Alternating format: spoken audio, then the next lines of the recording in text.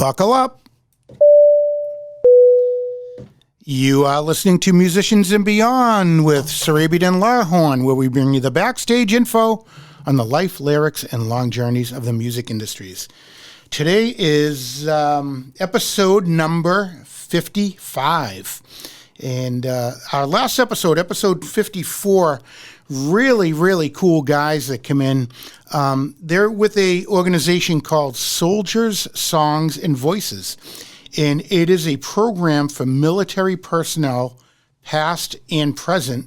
And what they do is if they want to join one of these groups, the group will give them a guitar, they'll give them music lessons, and they learn how to songwrite. And these men and women that have served or are currently serving the U.S., really come out with some great music. And it's a great program because, as we know that these people go through a lot and it is good for their mental state, and they, meet up with other people that have gone through similar situations, and it's a win-win, and you can donate by going to their website, and you can donate instruments too if you're interested. So look it up, Soldiers, Songs, and Voices. And today we have a couple of guys in here, and it's from a recommendation, but it was a recommendation of a family member. A couple weeks back, if you remember, we had 19th Nervous Breakdown in studio, and they are an awesome Rolling Stones cover band. And, Mick Jagger himself, a.k.a. Mick Jagger, was in the studio with us, and his son is also a musician. So I want to introduce Eddie Donovan and Noah Leolis. How you guys doing?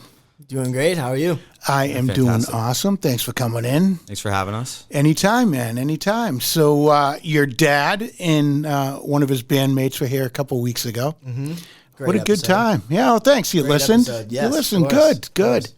Excellent. Yeah, a lot of fun we had. And, I learned a lot, and he talked very highly. He told me some stories about you guys, and I was kind of blown away and touched, Tell us a little bit about what you guys do. So we are in a band called Whenzdaze. I've been making music since I was about 15, like, quote unquote, not professionally, but you know what I mean? Like, trying to make music for the world to hear. I've been playing music with my dad since I was about 10. So we've been playing shows around the South Shore area and releasing music since about 2021, and we're having a blast doing it. Yeah, that's fun. That's what it's all about, too. It's not really about making money. That's a bonus if it happens. But if you love what you're doing, it doesn't make it a job. It makes it, a hobby. That's great. That's good stuff. And when you say Whenzdaze is the name of the band, that's Whenzdaze. Yeah, right. Correct. Yeah. As correctly incorrect as you could be. Yeah. For some reason, that seems to be a theme here today. Yeah. Correctly incorrect. Yeah, it makes a lot of sense. And how do people find like your Instagram and your Facebook and all that? So all our social media is the same thing. It's Whenzdaze, spelled Whenzdaze, that weird way.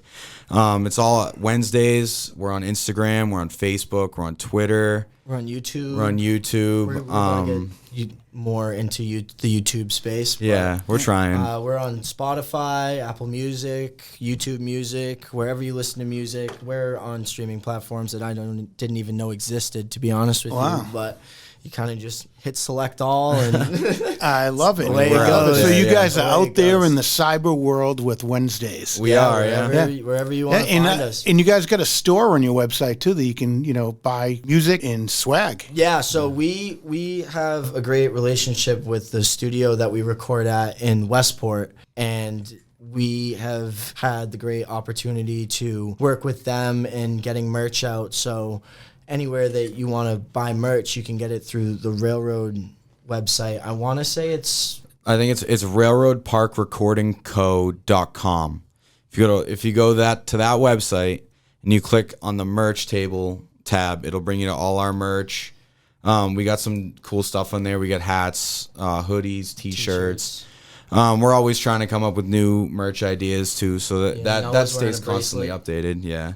That definitely stays constantly updated. And check out some of the other stuff that's on there, too. There's some really cool bands that have cool merch at Railroad. Yeah, Railroad has really cool merch, too, just the studio itself.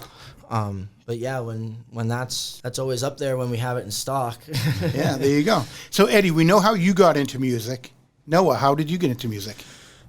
Same way. My dad is in many bands. And I really only started playing music when I turned about 16. I was playing hockey, so I was busy all the time, and my dad never pushed me to it, but he always knew at some point that I would latch onto it. So, I just picked up a guitar when I was 16 and, learned a few things from him, taught myself and started playing music. And I've really just been I'd never stopped since. Try to play every single day. Good. That's why you're so good, because you practice.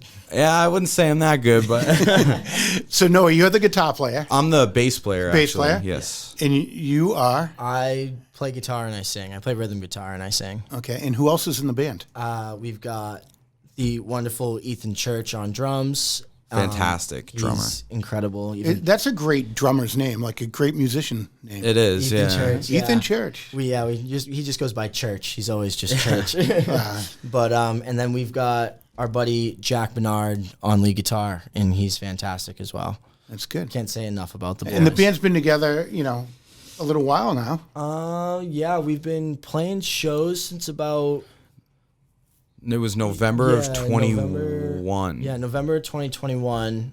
We got together practicing in probably about August of that year, and I released the first song under Whenzdaze at the beginning of that year in January. So the band's been around for about 2 years now in the cyber world. Yeah. Which is crazy to think about, considering it was a COVID project that came to life after, my band in high school fell apart. So it's been a long and fun 2 years. Yeah, well, I mean, it's awesome. Obviously, you guys are doing something right, because you get a lot of shows under your belt. Yeah. We've been very fortunate to play around Boston and Providence so far, and we've done pretty well, spacing them out and trying not to oversaturate a little bit and keeping our stuff as fresh as possible. Yeah, and we've been playing with some really cool bands too. Just meeting a lot of cool people.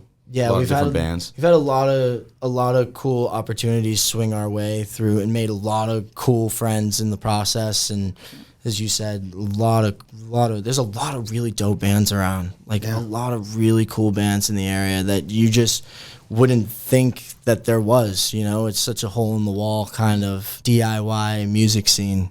Yeah, and they probably say the same thing about you guys. Probably, yeah. I hope so. It's crazy what's out there once you start looking, and in networking, in timing, in a little bit of luck. Yeah.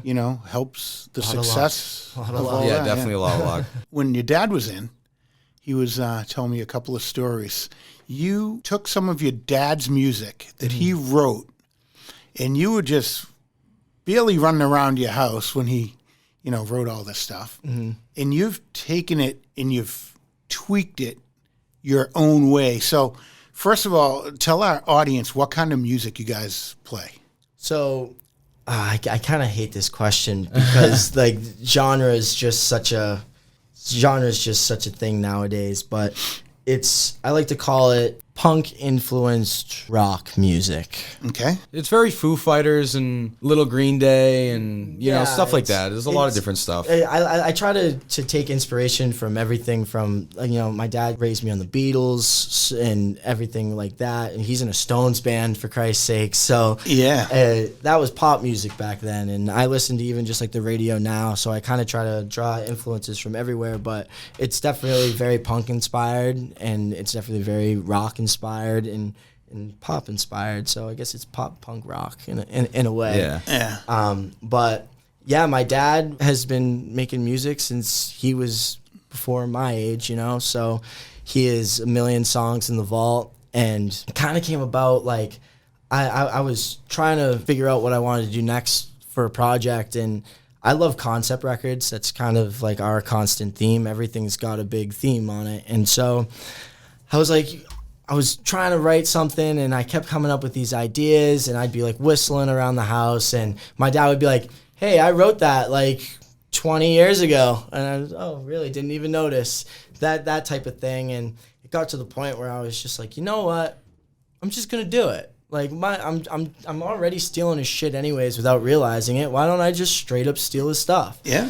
And I had one day even mentioned to him, I was saying, hey, I've got a little recording set up in my bedroom, and I said, hey, you want to do like a my punked up version of of Life Stands Before Me, one of your songs? And he was kind of like, well, why would we do that? I was just like, why not? Because it would be fun. Like, I've always kind of had that idea for that song, and I was just like, you know what, I'm going to do it anyways. And it was a long process of trying to make sure he didn't find out about it. Mm-hmm. That was a big thing, because not that he would have cared that I did it, but I felt like it would have just been better to just do it and present it to him as a whole and plan it out that way, rather than just be like, hey, I'm doing this. Right. It's a great surprise. How did you present it to him?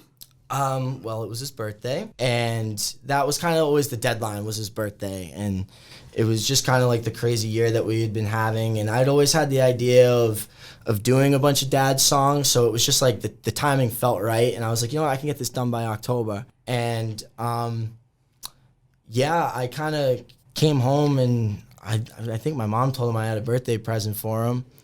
And yeah, I sat down on the couch with my laptop, and I was just like, the first song I showed him was a song called Here I Stand. It's the third song on the record, I think. It was the single. Yeah, it was the single, but I believe it was the third song on the EP.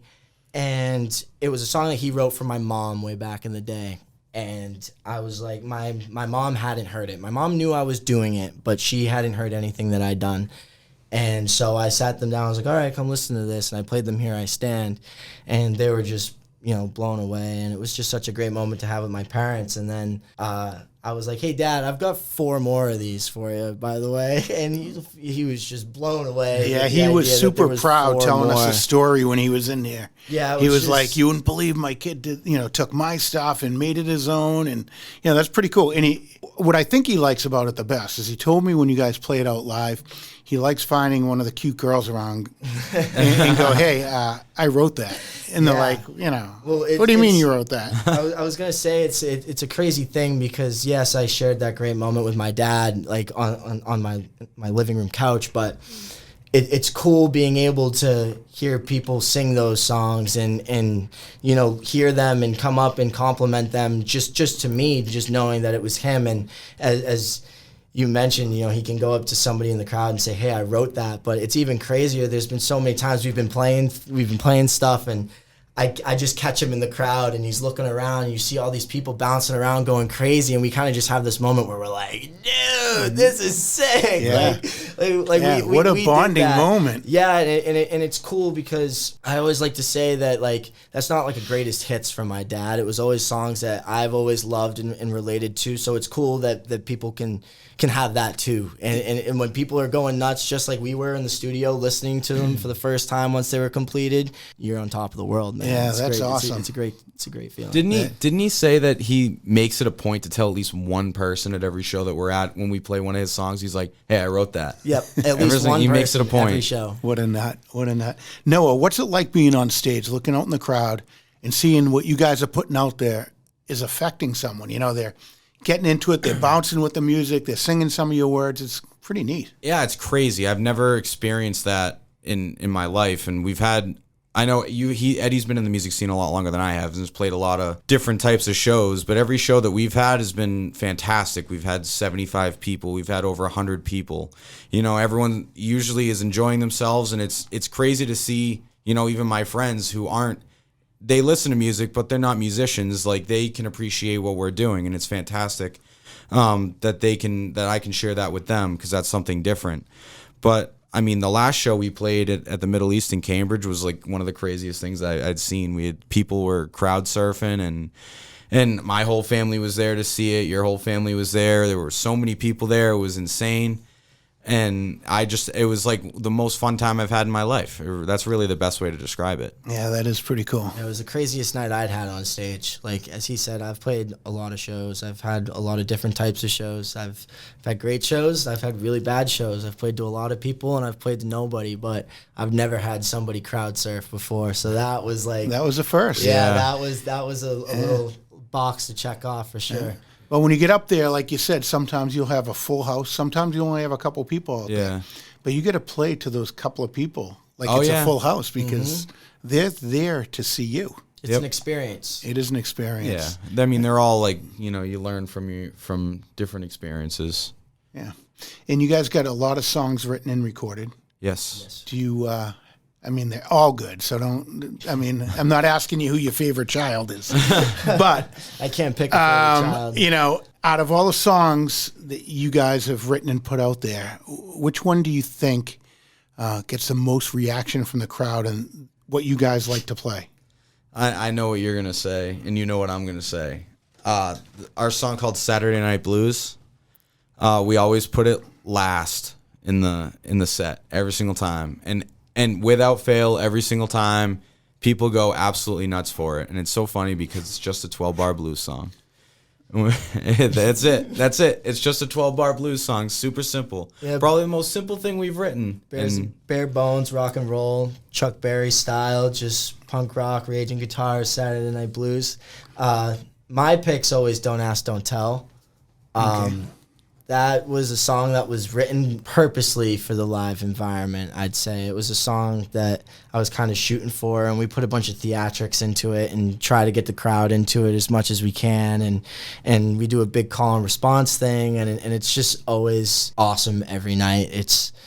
People go nuts for that one too. But we wrote Saturday Night Blues, and we were like, this is the song to end the set on for the rest of our lives. Yeah. Like, cool. we will never take that out of a set Awesome. list. Well, since you guys play Saturday Night Blues last at your show, and we don't do things here, along with the flow, let's play Saturday Night Blues by Whenzdaze. Cool.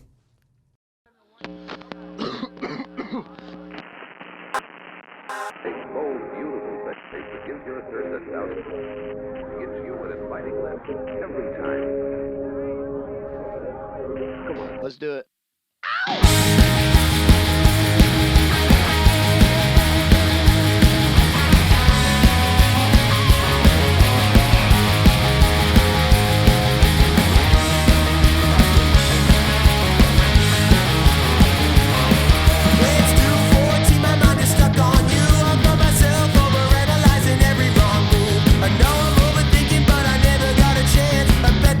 Someone new and left without a glance.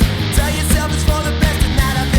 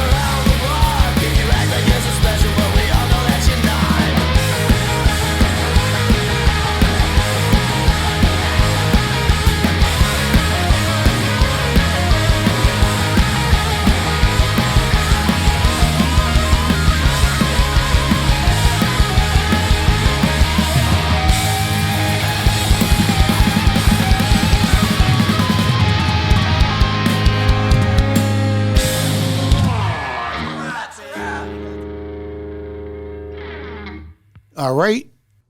That was Whenzdaze, Whenzdaze, with Saturday Night Blues. Thank you guys for that. Thank you. Thank you. Yeah, so who wrote that one?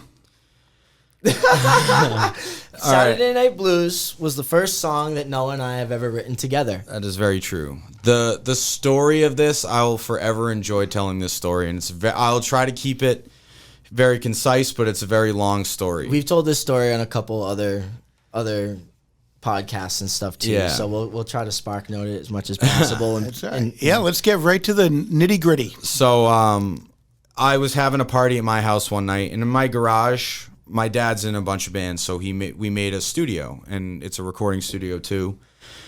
So Eddie was over, and we probably had 25 people just kind of in my garage milling around doing whatever. And it was a Saturday night, and we had a few drinks, and we're sitting in the studio, and Eddie's like, "Hey, can I just shred? Like, can we just like put down a blues riff? I just want to solo right now." And I was like, "You know what? Go for it." So I turn on Pro Tools, plug them in, and everyone's still doing their thing, and Eddie and I are just sitting there playing. And we put down like 2 tracks, and we were like, all right, well, I'm going to put down a guitar track. And then you're like, well, I'll put down a drum track now. So, and you're not a drummer person. You can drum, but I can play a little bit of the drums. As all these people are going on, like any engineer would have had just an aneurysm because we had drum mics and people yelling and throwing stuff, but it didn't matter. We got the takes. And we went inside, and he wrote a verse, I wrote a verse in like 10 minutes. We were stumped on the chorus, so we had our buddy's girlfriend write the chorus for us. Yep. We had one line, and we just needed the tagline, so she wrote that for a placeholder until we could get to the studio and do her over, but it all just came together in, what was it, 4.5 hours? Yeah, 4.5 hours we wrote and recorded the song and had the demo. That's crazy. Yeah. In the middle of a party. Yep. On a Saturday night. On a Saturday night. Wow. Hence the name Saturday Night Blues. Saturday Night Blues. Yeah, it's That's crazy. exactly I what mean, it was. some people take weeks to get a song together and put everything that they need to and together. It's good that it really fell together for you. Well, yeah, it's not hard, too, when you're ripping off every song from the 50s. Yeah. Yeah. 12-bar blues, though. Tried and true rock and roll. That's good stuff. I like that story. That's a good one. So tell our listeners, if you guys were to get on stage with a established musician, who do you think it would be? I don't know who my pick is, but it might also be. I don't know. It might also be your pick. I don't know. I'd probably say Dave Grohl. Yeah, that was I mean, there's so many like older ones, but Dave Grohl's energy for some reason is just, and I love the Foo Fighters for no reason. I've always enjoyed the Foo Fighters. They're really the only band that I listen to that's semi-recent, but I'd just love to play with Dave Grohl. Yeah, It looks like he's having a blast up there. and he can do anything. He Yeah. can play guitar. He can play drums. He is can do one whatever he amazing wants. musician.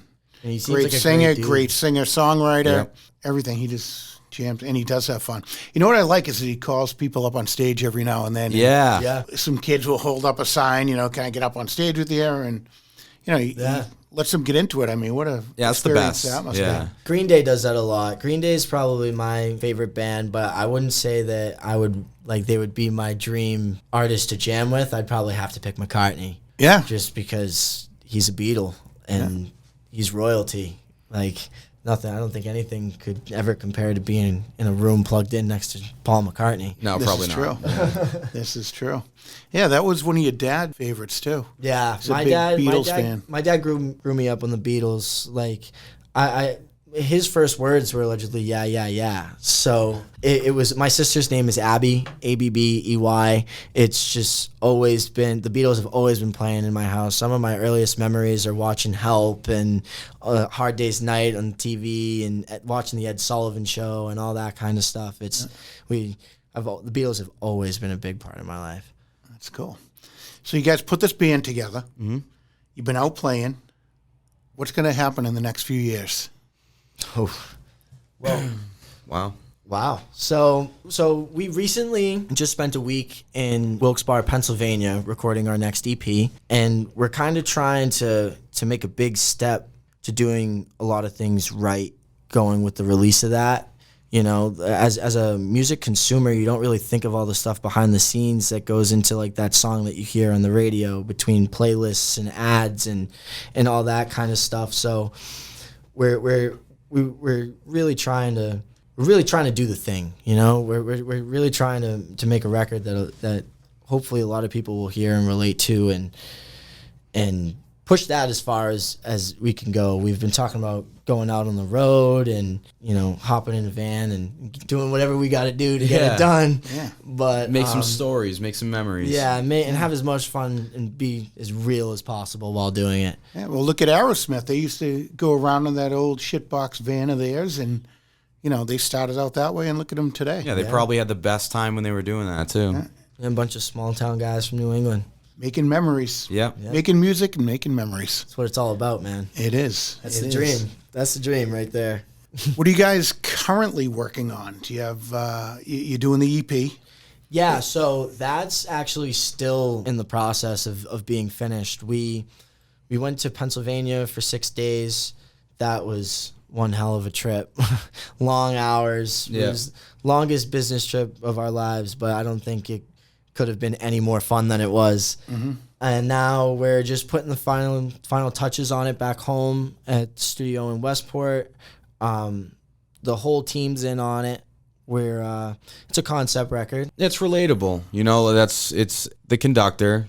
Yeah. You know, the demons of your mind. Yeah, we're kind of trying to do a lot of things differently. We're trying to do everything completely differently, between the way that we've gone about recording everything and the storytelling aspect of it all. And it's a very different sound than the sound that we've put out in the past. Well, it's not that different from anything that we've put out, but it's really focusing on a certain, you know, darker kind of sound but it's still fun and snarky. I think I was thinking of it today. It kind of feels like you're in a circus in a way. It's kinda, it's a little wild. Yeah, it's a little wild. It's a little weird. It's very snarky. It's got a lot of attitude. Yeah. But as you said, like it's the conductor. It's about that voice in your head that kind of, you know, stirs your emotions and acts up and down and just trying to figure it out, really. Yeah. Do you have a name for the album yet? The Conductor. The conductor. Conductor. The Conductor. I love it. I was going to say. Yeah. That's a great name. That's but it. Yeah, Thank it's you. it. Yep, The Conductor. We're hoping to release that at the end of the summer. It's been a long road to get done, but it's sounding incredible. As I said, the whole Railroad Park recording team's been on it, and they've been fantastic. They've been fantastic. It's been such a great experience for a record that's for a record that sometimes seems like it's so down. It's been one hell of a time getting her done, and I think that, as you said, it's very relatable, and I think a lot of people will hopefully find something in it, you know? Yeah, absolutely. There's always something in an album that someone can find that's relatable. Yeah. We played a couple of the songs at the Middle East, and the reaction that we got from those songs with people never hearing a second of them before was incredible. Yeah, we're just hoping that we can push it as far as we can and get it in front of as many people as possible and have conversations about it, really. Awesome. So you're listening to Musicians and Beyond with Sarabian and Lawhorn. Lawhorn is not here, so you're listening to Musicians and Beyond with Sarabian. And we are sitting in studio with Whenzdaze, Whenzdaze. So make sure you go on all your social media, follow them, check them out, download their music. They got some new stuff coming out. Hopefully soon, and that is called The Conductor, will be the name of that album. And we were talking earlier about their inspirations to music and how they got into it. And we talked about their Saturday Night Blues song. And then there was another song we were talking about. The name of that is Don't Ask, Don't Tell. So let's play that for our listeners, and then we're going to come back, and I'm going to have you guys tell us what that's all about. So, ladies and gentlemen, here is Whenzdaze with Don't Ask, Don't Tell.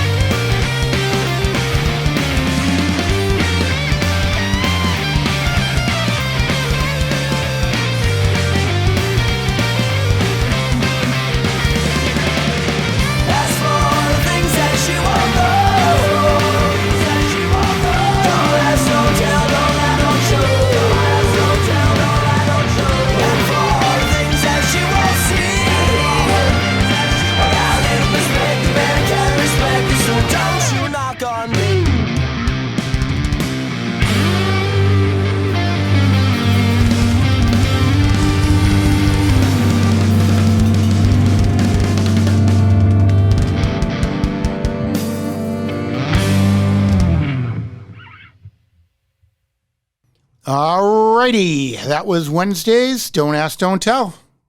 Cool. Tell us about it. It's definitely one of my favorites to play live. I mean, obviously, I said Saturday Night Blues was my favorite to play live, but Don't Ask, Don't Tell is always it's a roller coaster. It starts out kind of coming at you, and that's a good one because it gets the crowd involved, and then it kind of breaks down a little bit in the middle. Last time we played it, you just dropped your guitar and was just wandering around the stage. Yeah, they made me chug my drink. Yeah, so that was fun. Which I didn't really want to do, but when you got 200 people in front of you chanting chug, chug, chug, chug, you kind of have to do it. You were succumbed to peer pressure. I was by 200 people. We don't claim to be role models. And that's okay. Yeah. But that's okay. Don't Ask, Don't Tell. Yeah, it's a roller coaster. It's kind of lyrically, it's about kind of it was about looking back on all those times of a teenager where you kind of make your mistakes and you do the things that you shouldn't, but you kind of realize it, so you can't. Like, it's kind of, the lines, I've got a little perspective and I can't respect it, so don't you knock on me. It's like, oh, looking back on it, like, I was an idiot, so please don't kick me for the idiot that I was. don't hold it against me. I mean, everyone has to go through the growing process. Exactly. Yeah. And, teenagers seem to know everything and they know all the answers a lot of the time. I get 4 of them at my house. Yeah. I do know how that goes. That's a cool song, and it's got a great story behind it. Yeah, Don't Ask, Don't Tell was the idea musically behind it was I was trying to write something that I could picture my friends dancing to. It was something that I pictured you could flip on in a playlist at a party and nobody would notice that it was a song by me.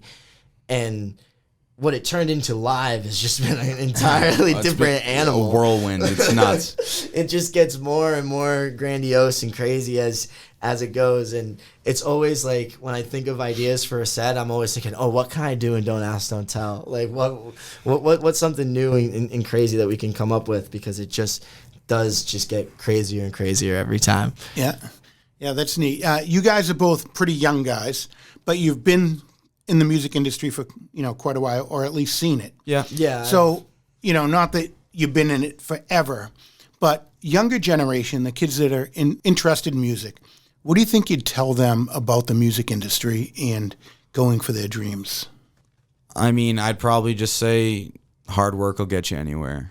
If you love it enough and you put in the work, it's going to open doors for you, and you're going to be able to go pretty much anywhere that you want to go. I mean, you can put it out there. You can put anything. You can put your music down. It's so easy to get recordings now. You can record it yourself if you really have to. But put it out there. I know some people kind of are self-conscious about what they write and what they have, but as long as you put it out there and you put the work in, it's going to do well for you. I would say I've got 2 answers in my mind. One of them's the stereotypical hockey player interview response answer, and the other one's, I think I'm going to go with the other one, and it would be just don't give a fuck. Don't give a fuck. Don't care. Yeah. Well, what you were saying, just put it out there. Like, everybody has the ability to make music and put it out into the world. Not everybody's gonna like it. Some people might fucking hate it. Right. But you got to do something to be unique. Like, the only way you're gonna do that is if you just be you. Yeah. So if you just don't care and just be as much as a real you as possible, I think that kind of shines through, and that authenticity goes a long way. Yeah.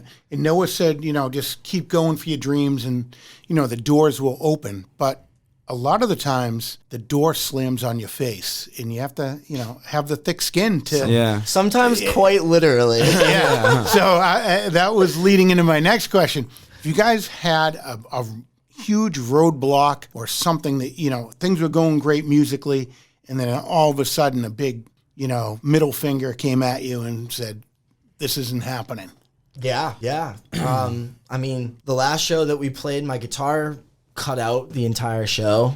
There's always little things like that. I think that you can you hit a roadblock, you step back for a second, you regroup, and you just keep hitting it again. You hit it even harder the next time.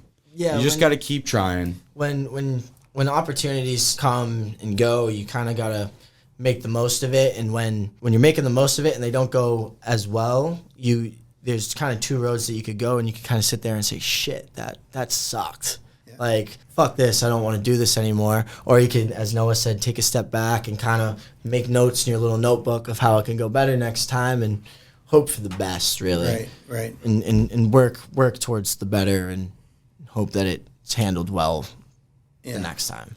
Yeah, music's an interesting thing. You could put a song out, and it could be a hit, like, pretty quick. Yeah. Or you could put a song out, and it's not even heard, and then 20 years later it pops out, and it makes it to, like, number one. So, That's crazy. Timing, it, like you said, put it out there. Yep. You never know who's going to hear it. You never know what's going to happen with it. Never know. And there's a lot of, not just playing it on the radio and that type of thing, but people have gotten their songs into movies and, soundtracks. And a big thing that I didn't know about until somewhat recently is the gamers. People are selling their music to these gaming companies, and it's a huge, huge market. I didn't know that either.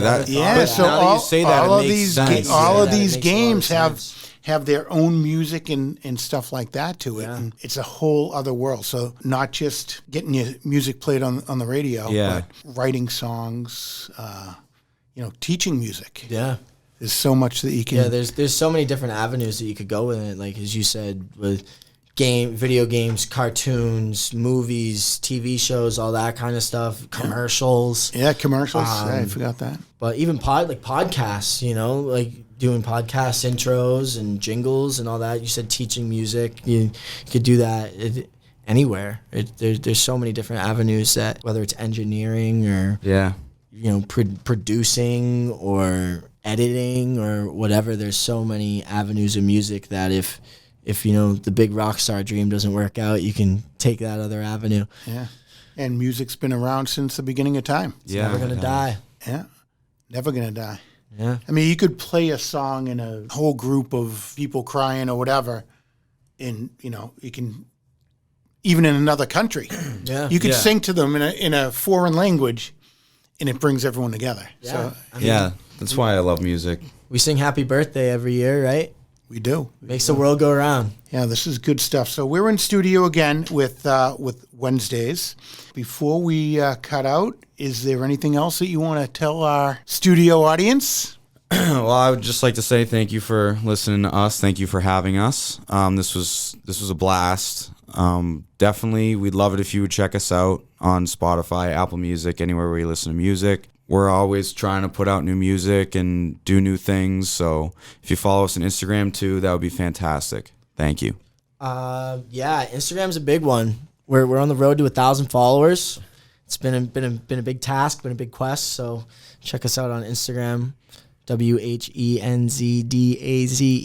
You can stay in touch and be on the lookout for the conductor and all the stuff that we're doing with that, because we're really excited about it. And awesome. So go to their website, check them out, download their music, buy some swag, hats, T-shirts, sweatshirts, bandanas, keychains, whatever you want, they got whatever you want. They got it. That's awesome. So we like to think that people come through this door as a stranger and they leave as a friend. So I want to thank you guys for coming in. Thank you so much thank for you. having us. And thank you for being our friend. Thank you. Thank you for being a friend.